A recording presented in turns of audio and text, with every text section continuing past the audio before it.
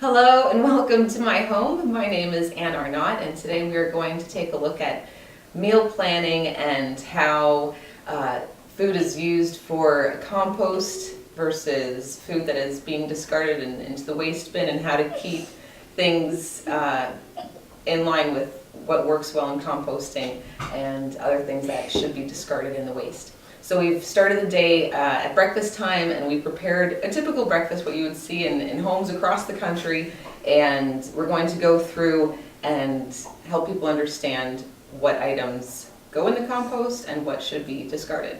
So to help us, we have Robin Harvey, our community compost champion, who we're very proud to have with us today on the show.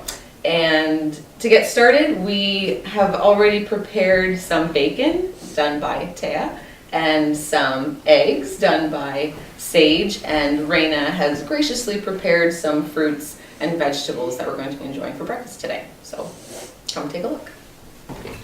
So would there be any problem if I did accidentally put something in the bin that would cause any issues? What happens is that whatever won't compost, you're going to screen it out eventually anyways.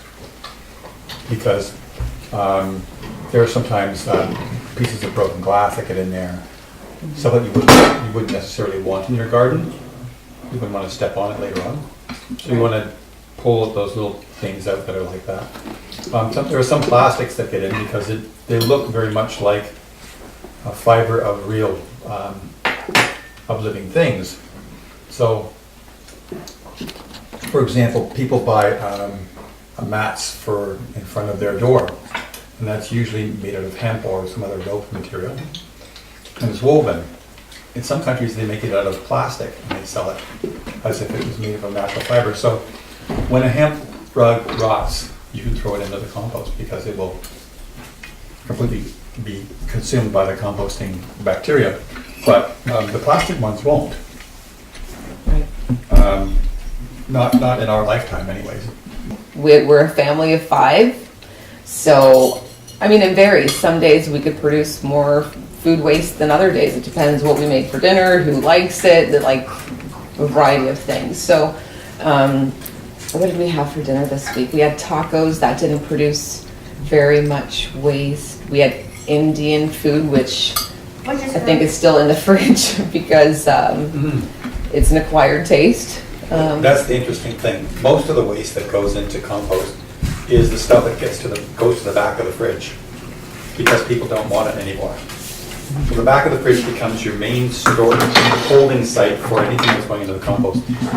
People don't realize this. The other part of it is usually the floor of the car is the other site for people. Really? Yeah, they eat their hamburger and they put it back in the bag, and then the bag gets kicked under by their feet. So we dig out underneath the car and we find all kinds of stuff.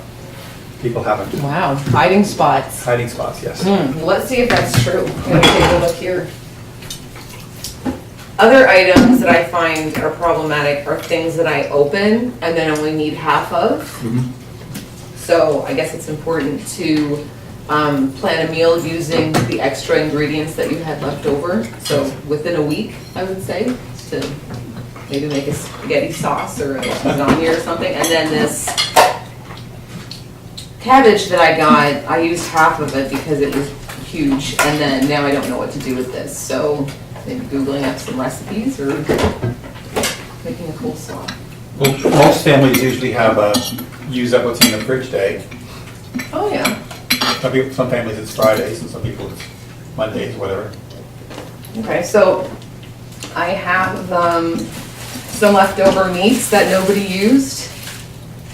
It's just typical stuff, oh, we'll have sandwiches, this and that, and then somehow we forget, so that doesn't go to the composter. No, that would go to your bokashi. That would go in the bokashi? Yes. Or to the dog, perhaps, if you have one. Wait, we're not supposed to feed the dogs those things, are we? So yeah, half-eaten sandwich, that can go in. These berries, look like they've seen better days, probably, maybe mix them in a shake, that would be a good alternative. Those look good. Cookie. I think that's about it. Oh, the Indian food here. Chicken, we got a lot of meats in here that unfortunately we're not gonna finish up. So you have a composter and a bokashi composter? And do you have a worm bin as well? I don't, not the worm bin, no. We have tried the worms, but they were, they couldn't keep up to the demand of our food waste, so they ended up in the composter because we thought that was a good spot for them. They're probably happy. The two bins that I have here, I've been saving, and they just have organic